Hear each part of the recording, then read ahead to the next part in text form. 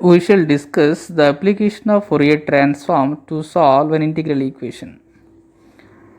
This method is so simple, you can aim to solve for the function f of x from this integral equation, where integral equation is integral 0 to infinity f of x cosine alpha x dx is e power negative alpha. Here we are given that the equation. Without loss of generality, multiply with root over 2 by pi on both sides of this equation,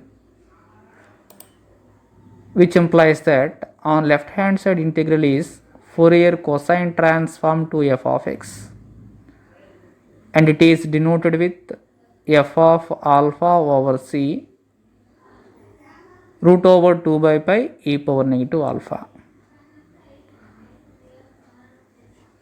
To solve for the function f of x, we can use the inverse Fourier cosine formula. F of x equals to root over 2 by pi integral 0 to infinity f of alpha over c cosine alpha x d alpha. Here the reference variable is alpha.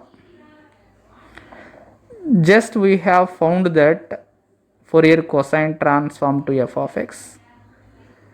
Now f of alpha over c is replaced with root over 2 by pi e power negative alpha.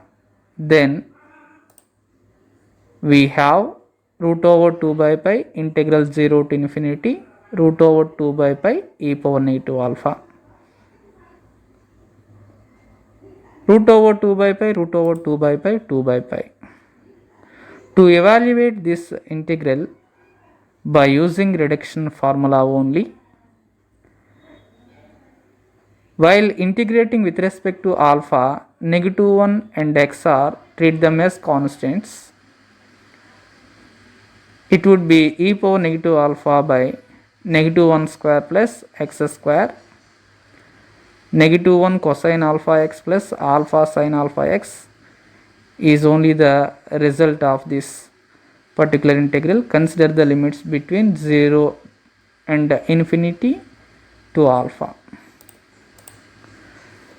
2 by pi constant e power negative alpha by 1 plus x square, negative cosine alpha x plus alpha sin alpha x is the main result. Consider the limits between 0 and infinity. This can be evaluated the difference between upper result and the lower result. Therefore f of x 2 by pi, alpha replaced with infinity, e power negative infinity is 0, 0 into finite quantity is 0, negative, alpha replaced with 0, e power 0, 1 by 1 plus x square, alpha replaced with 0, the first term negative 1, alpha replaced with 0, the second term 0. So we have the negative 1. 2 by pi, negative 1 into negative 1, positive 1 by 1 plus x square.